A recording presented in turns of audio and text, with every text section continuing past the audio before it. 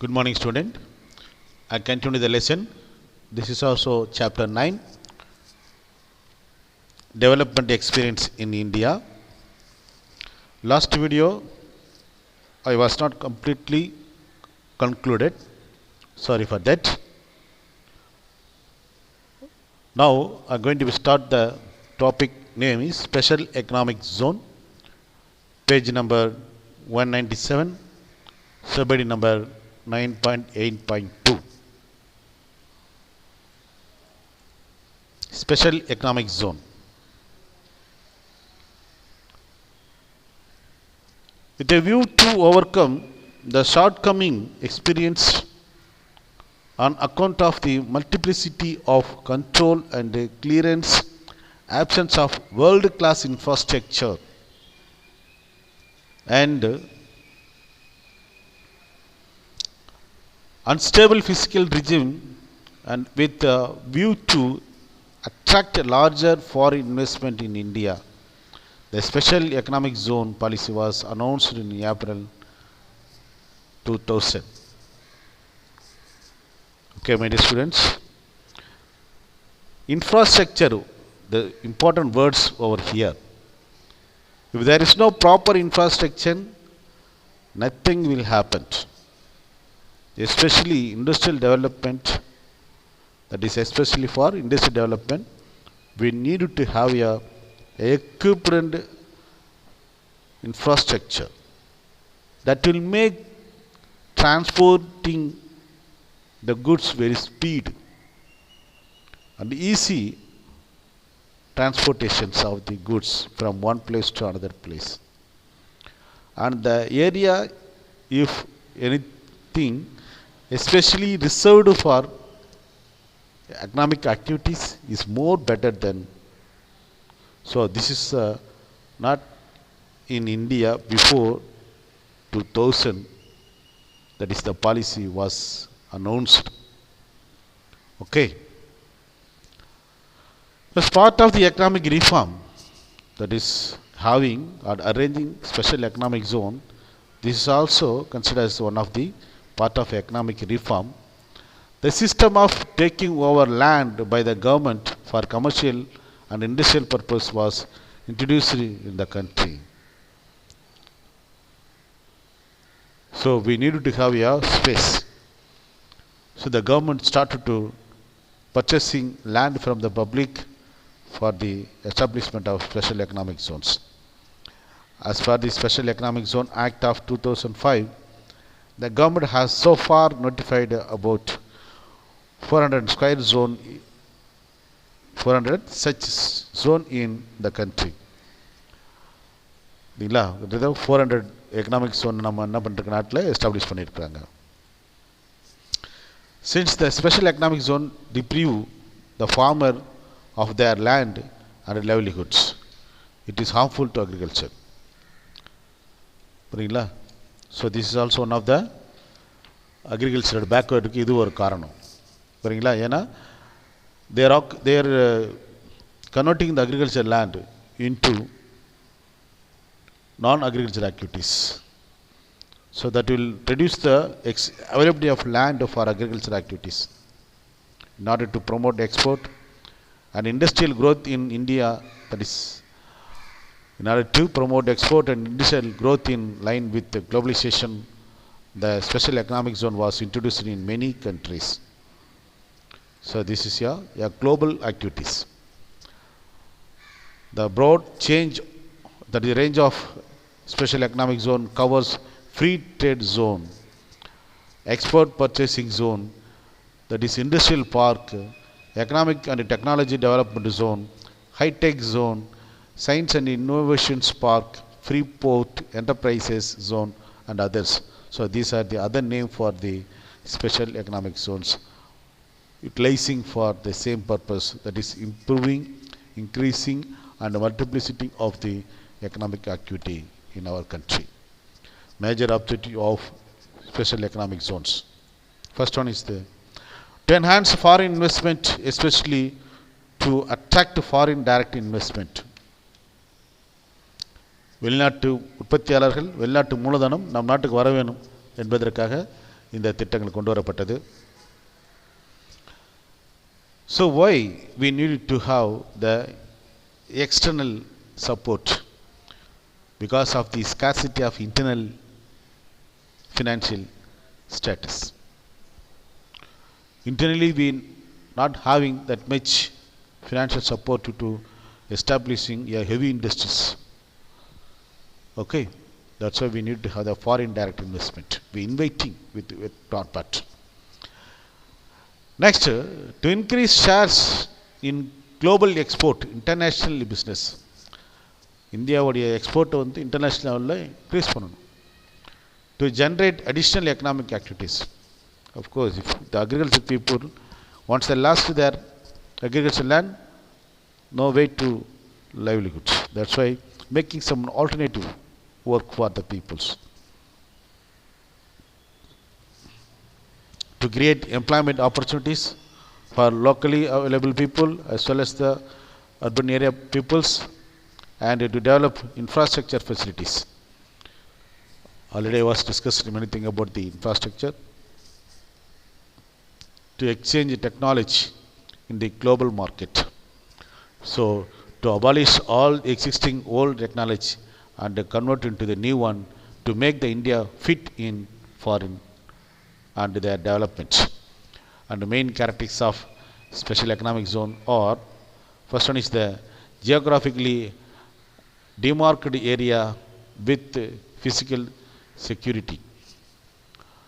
Okay, and administrated by single body authority and streamlining producers, having separate custom area, governed by more liberal economic laws. Last one is that greater freedom to the firm that is located in special economic zones. As a result, they need not respect the government rules and regulations. புரியுதுங்களா? அப்போ என்ன சின்னதுன்னா, அரசாங்கத்தோட அனுமதியே கேட்கணும் அவசியம் இல்லை, அரசாங்கத்தோட சட்டங்களை அவங்க ஃபாலோ பண்ண அவசியம் இல்லை. They have free. That area is demarcated for their own purpose. So what happened? So the social and environmental impact was disaster. புரியுதுங்களா? அப்போ இந்த மாதிரி ஒரு இண்டஸ்ட்ரி இருந்துச்சுன்னா என்ன ஆகணும், நம்ம சைட் பை சைடு இம்பேக்டையும் பார்க்கணும். ஸோ ஸ்பெஷல் எக்கனாமிக் ஜோன் வந்துச்சுன்னா நிறைய இண்டஸ்ட்ரி வரும், அதனால் நிறைய வேலைவாய்ப்பு கிடைக்கும், நிறைய பேர் இன்கம் நல்லா கிடைக்கும். So living standard of the people okay. Side effect என்னது? பொல்யூஷன்ஸ், சோஷியல் என்வரான்மெண்ட் ப்ரொடெக்ஷன் போய்டும். ஓகேங்களா? நிறைய பொல்யூஷன் ப்ராப்ளம் வரும். இந்த நிறைய விஷயங்கள் நம்ம பார்க்க வேண்டியதாக இருக்குது. Okay, next is that is fiscal reforms. Of course இப்போ ஃபாரின் டைரக்ட் இன்வெஸ்ட்மெண்ட் வந்ததுக்கு மெயின் காரணமே நிதி பற்றாக்குறை, உள்நாட்டில் நிதி பற்றாக்குறை தானே இல்லையா? ஸோ அதில் நம்ம ரிஃபார்ம் கொண்டு வரணும். The key element in the stabilization effort was to restore fiscal discipline. It means reduction of fiscal deficit to the extent of just 3% of GDP as suggested by the fund bank policies. Okay, that is, in this way the budget aimed at containing government expenditure and augment revenue, reversing the downturn in the share of direct tax to total tax revenue, and curbing conspicuous consumptions. Some of the important policy initiatives introduced for correcting the fiscal imbalance were reduction in fertilizer subsidy, abolition of subsidy on sugar, and disinvestment of the part of the government equity holding in select public sector undertaking. இல்லைங்களா?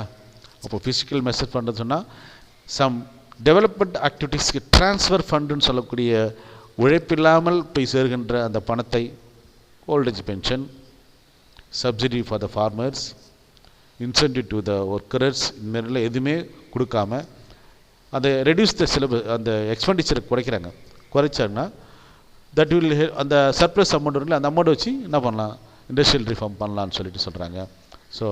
So India போன்ற வளர்ந்து வரும் நாடுகளுக்கு இந்த மாதிரி சில விஷயங்கள் வந்து ரியலாகவே ஒரு சைடு எஃபெக்டை பலமானதாக தான் இருக்கும். ஓகேங்களா? So gradually what happened? Expenditure on welfare measures were reduced. Welfare measures means what? Establishment of safe drinking water, maintenance of sanitary expense made for sanitary maintaining good sanitary system, and hospitals, safe drinking water. இதெல்லாம் நிறைய விஷயம் சொல்லிட்டு இருக்காங்க. Development and world age pensions, child care, women care, இந்த நிறையா எதுவுமே இல்லாமல் இந்த பணத்தை எல்லாத்தையும் ரீடைரக்ஷன் பண்ணணும். எதுக்குன்னு சொன்னால் இண்டஸ்ட்ரியல் டெவலப்மெண்ட்டுக்கு, இன்ஃப்ராஸ்ட்ரக்சர் டெவலப்மெண்ட்டுக்குன்னு சொல்கிறாங்க. So this is not good. நம்ம எக்கனாமிக்ஸ் ஸ்டூடெண்ட்டை education economics exam point of படிக்கக்கூடாது. ஸோ அது நாலேஜுக்காக படிக்கணும். ஸோ இதெல்லாம் வெல்ஃபேர் மெஷர்ன்றது ஒரு நாட்டுக்கு ரொம்ப ரொம்ப அவசியம். Because modern government is a welfare government. So that is the tax, that is these were reduced tax on corporate sector were reduced and tax on poor people were increased. So பாருங்க, இது this is not just. அப்போ poor people மேலே tax அதிகமாகிட்டு இருக்கு, corporate tax குறைஞ்சிடுச்சுன்னு சொல்கிறாங்க. So this is the discussed about the what? That is fiscal reforms. Next, GST, a new weapon of the physical tool, among the physical tool. Goods and service tax is defined as the tax levied when a consumer buy a goods or services. நுகர்வோர் நுகருகின்ற பொருட்கள் பணிகள் மீது வரி விதிப்பது. It is proposed to be a comprehensive indirect tax levied on manufacture, sale and consumption of goods as well as services. So இது ஒரு வகையான மறைமுக வரி, இன்டைரக்ட் டேக்ஸ். ஜிஎஸ்டி என்பது ஒரு மறைமுக வரி, மக்கள் வாங்குகின்ற பொருட்கள் மற்றும் பணிகள் மீது சுமத்தப்படுகின்றது. ஓகேங்களா? GST aimed to replace all indirect tax levied on goods and services by Indian central and state government. அப்போது இதுக்கு முன்னே இருந்த இன்டைரக்ட் டேக்ஸ் சொல்லல, அத்தனை இன்டைரக்ட் டேக்ஸையும் எடுத்துட்டு ஒரே ஒரு சென்ட்ரலைஸ்டு டேக்ஸ், ஒரே அரசாங்கம் ஒரே வரி அப்படின்னு சொல்லக்கூடிய ஸ்டேட் கவர்மெண்ட் சென்ட்ரல் கவர்மெண்ட் தனித்தனியாக போடாமல் ஒரே வரியை போட்டு கொண்டு வராங்க. So GST will eliminate the cascading effect on tax on the production and distribution of goods and services. So it is also a one point tax, unlike VAT which was multi-point tax. ஓகேங்களா? அது value added tax அப்படின்னு இல்லாமல் GST என்பது one point டேக்ஸாக concept பண்ணுது. ஓகேங்களா? மற்ற டேக்ஸோட இம்பேக்டெல்லாம் ரெடியூஸ் பண்ணிட்டு. Okay. So the goods and service tax act was passed in the parliament on 29th March 2017. The act came into effect, that is on 1st July 2017. The motto is one nation, one market, one tax. புரியுதுங்களா? இப்போ ஒரே நாடு, that is ஒரே market, ஒரே வரி அப்படின்றதான் ஜிஎஸ்டியுடைய மோட்டோவாக இருக்குது. Advantage of GST. The following are some of the advantage of GST are removing cascading tax effect. அது ஸ்டேட் கவர்மெண்ட் சென்ட்ரல் கவர்மெண்ட் தனித்தனியாக டேக்ஸ் போடாமல் ஒரே tax, that is called single point tax சொல்கிறாங்க.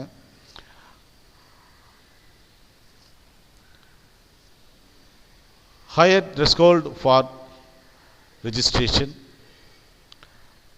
composition scheme for small business, online simpler procedure under GST. இப்போ வரி செலுத்துன்னு சொன்னால் முதல்லாம் அதை மேனேஜ்மெண்ட், அந்த அட்மினிஸ்ட்ரேஷன் காஸ்ட் அதிகமாகவும் நிறைய ஃபைல் அப்படின்னு சொல்லிட்டு இப்போ எல்லாமே ஆன்லைனில் சிம்பிளிஃபை பண்ணிட்டாங்க. So define treatment for e-commerce and increased efficiency in logistics, regulating the unorganized sector.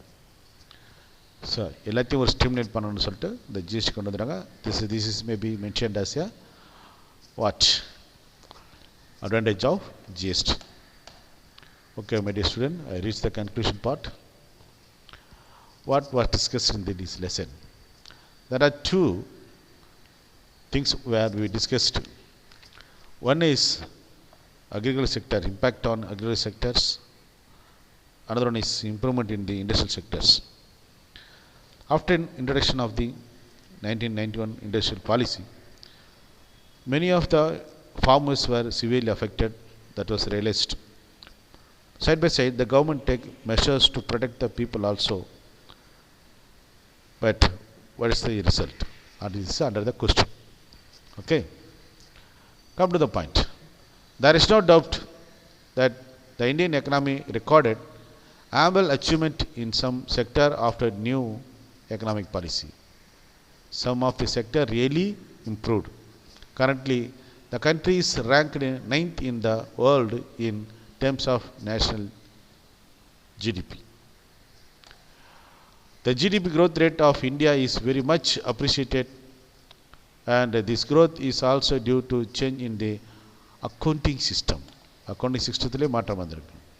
That's why the increased GDP growth rate has failed to alleviate the miseries of the common people and to reduce the socio-economic and environmental imbalance. The basic problem of unemployment, poverty, ill health and inequality remaining unsolved. So what are the numbers? GDP rate la India நல்லா develop ஆயிருந்தாலும் கூட but இன்னும் இந்திய சமுதாயத்தில் தீர்க்க முடியாத சில பிரச்சனை இருக்க தான் செய்யுது அப்படின்னு சொல்லிட்டு முடிக்கிறாங்க. பட் ஒரு விஷயம் செய்யும்போது அதில் இம்பேக்ட் ஒன்று இருக்க தான் செய்யும். ஈவன் நம்ம எடுத்துக்கிற மாத்திரையில் கூட அளவோடு அந்த மாத்திரை எடுத்துக்கிட்டோம்னா அது நமக்கு மருந்து. அளவுக்கு மீறி அந்த மாத்திரை எடுத்தோம்னா அது நம்ம விஷமாக மாறிட்டோம். ஸோ ஒரு பாலிசியை வந்து இம்ப்ளிமெண்டேஷனில் எஃபெக்டிவ்னஸில் தான் இருக்குது. ஸோ 1991 அப்புறம் நிறைய இண்டஸ்ட்ரியலைசேஷன் வந்துச்சு, கணினிமயமாக மாற்றப்பட்டது, அன்எம்ப்ளாய்மெண்ட் வந்துச்சு. ஓகே, பட் இருந்தாலும் கூட ஓவரால் க்ரோத் ஆஃப் நேஷன் பார்க்கும்போது இண்டஸ்ட்ரியல் டெவலப்மெண்ட்டு கொஞ்சம் அதிகமாக தான் இருக்குது. ஸோ ரூரல் பகுதியில் இருந்த கிராம பகுதியில் இருந்த அந்த நிலங்கள் எல்லாம் இண்டஸ்ட்ரியில் கன்வெர்ட் ஆகிருக்கு.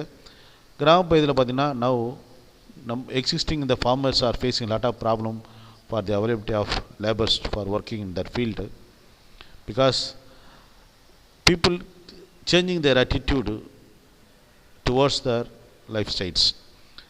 People attracted by the industrialist policies and their things they are following. Okay, still there are problem in rural area. We need to think about it. Okay, my dear students, I conclude the lesson. This is simple lesson, and number of the topic were reduced by the reduced syllabus. So I hope you understand well. If you have any doubt, please, while you meet me in person or in the class time, ask me. You are free to ask questions. Okay, have a nice day. Bye.